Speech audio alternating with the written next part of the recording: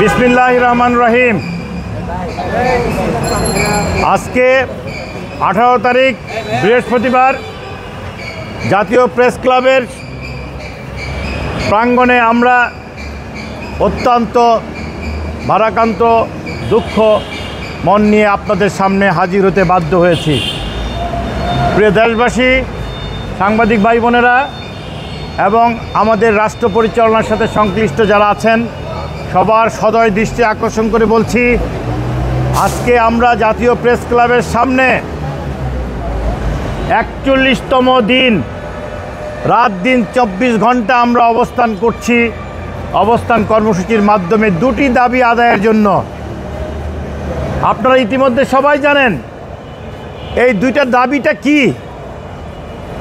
যারা জানেন না তাদের জন্য বলছি, একটা হচ্ছে বাংলাদেশের বস্তি পুনর্বাসন করার জন্য সরকারি টাকা ছাড়া সম্ভব, তাই আমরা বলছি বাংলাদেশের সকল বস্তিবাসীর পুনর্বাসন চাই। আরেকটা দাবি আমাদের ছিল, মুক্তিযুদ্ধ চলাকালীন সময় আমার পরিবার, আমার বাবা, 2 মামা মুক্তিযুদ্ধে শহীদ হন ঢাকা থেকে। তার সম্পত্তি আমাদের রাষ্ট্র, এই দেশের যারা পরিচালনা করেন বিগত 53 বছর ধরে, তারা সবাই মিলেমিশে একে অপরের সাথে তারা এই সম্পত্তিটা বিজয় সরণির মোড়ে অবৈধভাবে জবরদখল করে আছে। কে দখল করেছে?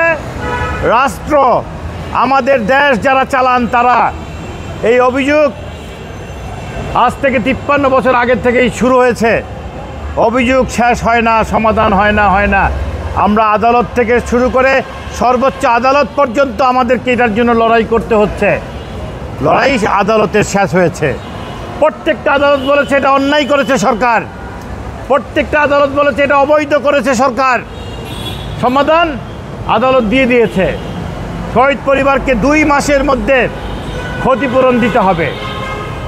তারপরেও আমার দেশের সরকার, যারা সরকারে আছেন তারা এই ক্ষতিপূরণের টাকাটা শহীদ পরিবারকে দেন না। কেন দেন না? এই কেনর জবাবটা প্রিয় দেশবাসী আপনাদের জানার হক আছে। আপনাদের জানার চেষ্টা করা উচিত। সরকার ঘুমাচ্ছে, সরকার মনে করে এই দেশের জনগণ হলো চুতিয়া জনগণ। জনগণকে ঘুমায় থাকে জনগণ জনসচেতনতা নাই তাদের।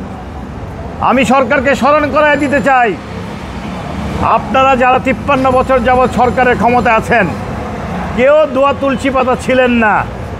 নিজেদের ব্যর্থতা, নিজেদের অযোগ্যতা এই একটা ঘটনা দিয়ে প্রমাণ হয় যে কলিমিলতা বাজারের ক্ষতিপূরণ এই দেশের প্রশাসন, এই দেশের সরকার, এই দেশের বিচার বিভাগ তারা বাস্তবায়ন করতে পারে নাই। এটা একটা ন্যায্য জিনিস, সেটা তারা দিতে পারেন নাই। তারা জাতীয় বড় বড় কথা বলেন, জাতীয় বাজেটের নামে তারা লুটপাট করেন, দেশের বাইরে টাকা পাচার করতে পারেন, মানুষকে গুম করতে পারেন, মানুষকে খুন করতে পারেন, মানুষের বাক স্বাধীনতা কেড়ে নিতে পারেন। আমরা সেটার প্রতিবাদ করছি। আমাদের জীবন নাশের হুমকি এসেছে। আজকে যখন আপনাদের সাথে কথা বলছি, এই সরকার অনেক রক্তের বিনিময়ে অর্জিত সরকার। এই সরকার ভুলে গেছে নেপালের দিকে তাকায় না, এই সরকার ভুলে গেছে আপনার শ্রীলঙ্কার দিকে তাকায় না, এই সরকার ভুলে গেছে আরও বিশ্বে কোথায় কোথায় কী হচ্ছে, এই দেশের জনগণ কী করছে, কী করতে পারে সেটা তারা ভুলে গেছে। তারা নিজেরাও একটা আন্দোলন সংগ্রামের ভিতর দিয়ে তাদের জন্ম হয়েছে, তারা সেটাও ভুলে গেছে। এমনকি তারা এটাও ভুলে গেছে, এই যে আজকে বস্তিবাসী মুক্তিযুদ্ধের আন্দোলন করছে, 1997 সালের ঘটনা ভুলে গেছে। আপনাদেরকে সাক্ষী রেখে বলছি, 1997 সালে কি ঘটেছিল। এই সুপ্রিম কোর্ট চত্বর সেদিন বস্তিবাসীরা ঘেরাও করতে বাধ্য হয়েছিল। সেখানে তারা বসত বাড়ি বানিয়ে সেখানে দিনের পর দিন সেখানে অবস্থান কর্মসূচি করেছিল। আপনারা মিডিয়া সেগুলো প্রচার করেছেন। গুলশান বনানীর বিভিন্ন বাড়িঘরের সামনে বস্তিবাসীরা সেদিন তাদের সামনে, আজকে আমরা যেমন এখানে অবস্থান করছি, এই বস্তিবাসীরা সেখানে অবস্থান করতে বাধ্য হয়েছিল। কেন গিয়েছিল তারা? তারা খুশি মনে যায় নাই। তাদের বস্তিতে আগুন লাগানো হয়েছিল, তাদের এক একটা বস্তিতে বুলডোজার লাগানো হয়েছিল, তাদেরকে নিষ্পেষিত করা হয়েছিল। সেই প্রতিবাদে তারা এই আন্দোলন সংগ্রাম করতে বাধ্য হয়েছিল। আমার সৌভাগ্য সেই আন্দোলন সংগ্রামের সাথে আমি ছিলাম। সেই থেকেই বস্তিবাসীর সাথে আমার সম্পর্ক। তার সমাপ্তি কিভাবে হয়েছিল আপনারা জানেন? তার সমাপ্তি হয়েছিল তৎকালীন সরকার শেখ হাসিনা বাধ্য হয়েছিল, তৎকালীন মন্ত্রী পূর্ত মন্ত্রণালয়ের, তার নাম ছিল জনাব আফসার উদ্দিন, উনি মারা গেছেন, আল্লাহ ওনাকে জান্নাতবাসী করুন। কিন্তু ওনাকে বলির পাঠা বানায়া শেখ হাসিনা সেদিন কি করেছিল? ওনাকে বরখাস্ত করেছিল, আর 2 জন সচিবকে ওএসডি করেছিল। শুধু তাই নয়, সরকার ঘোষণা দিতে বাধ্য হয়েছিল আর কোনো বস্তিবাসীকে উচ্ছেদ করা হবে না, আর কোনো বস্তিতে আগুন লাগবে না, আর বস্তিবাসীরা অসহায় থাকবে না, তাদেরকে পুনর্বাসিত করা হবে। প্রিয় ভাই বোনেরা, দেশবাসী, আপনাদের কাছে আমি জানতে চাই, এরপরে বাংলাদেশে হাজার হাজার বস্তিতে আগুন লেগেছে কিনা, বস্তিবাসী মারা গেছে কিনা?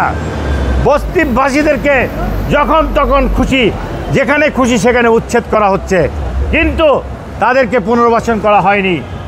আমরা যখন মীমাংসিত বিষয়, আমরা এই সরকার প্রধানকে আজ থেকে 10 মাস আগে আমরা আবেদন করেছিলাম। আমরা 8টা দাবি নিয়ে আবেদন করেছিলাম।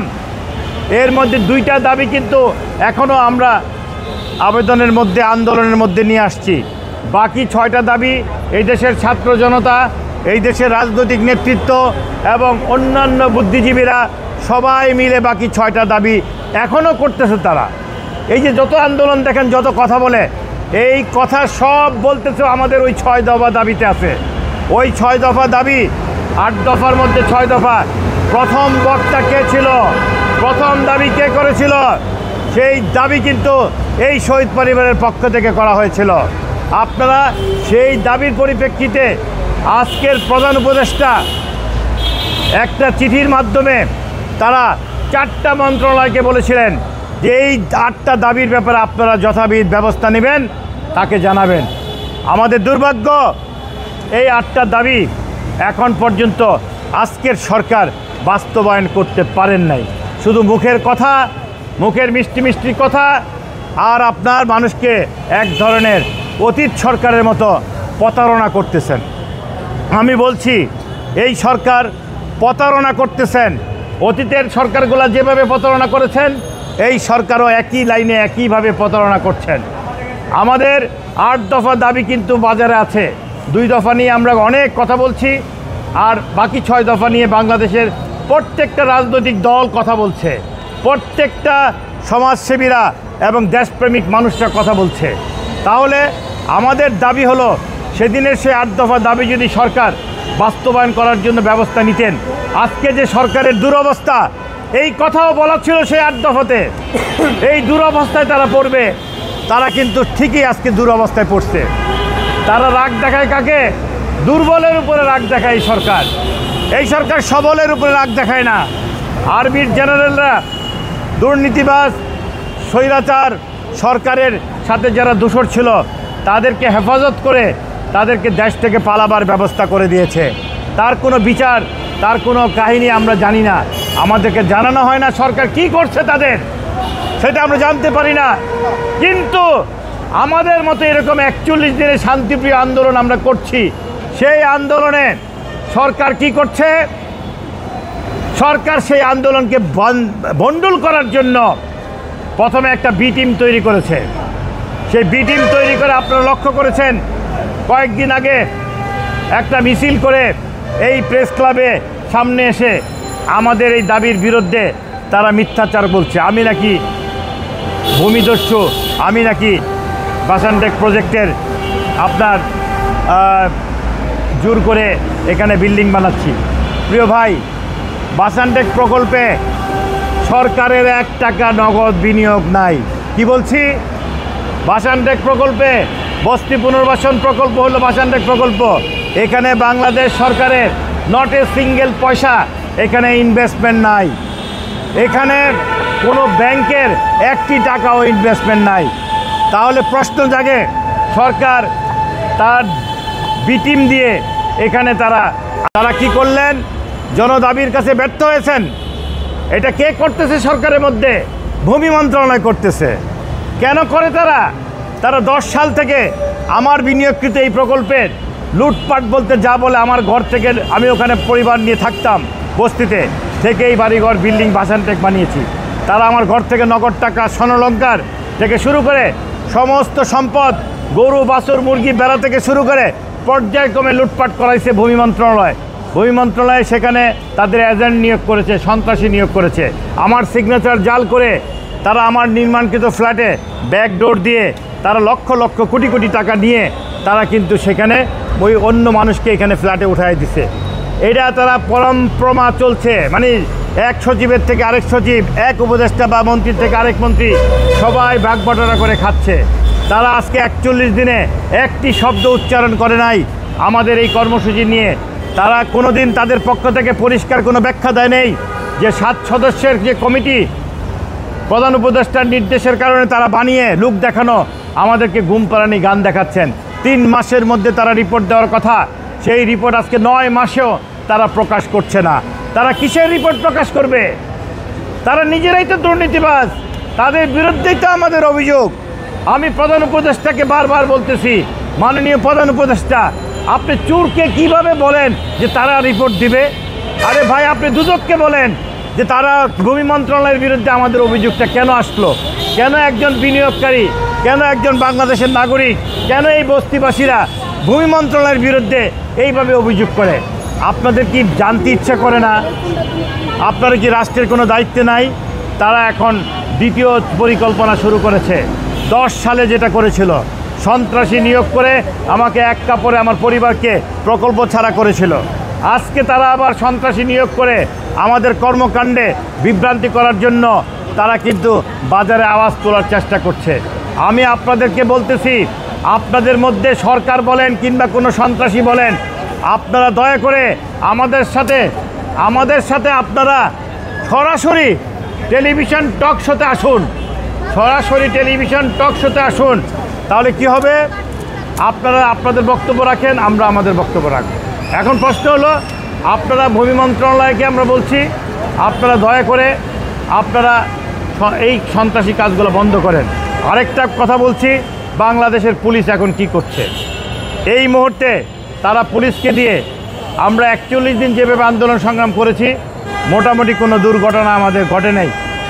আমরা শান্তিপূর্ণভাবে আমাদের আন্দোলন চালিয়ে যাচ্ছি প্রেস ক্লাব প্রাঙ্গণে।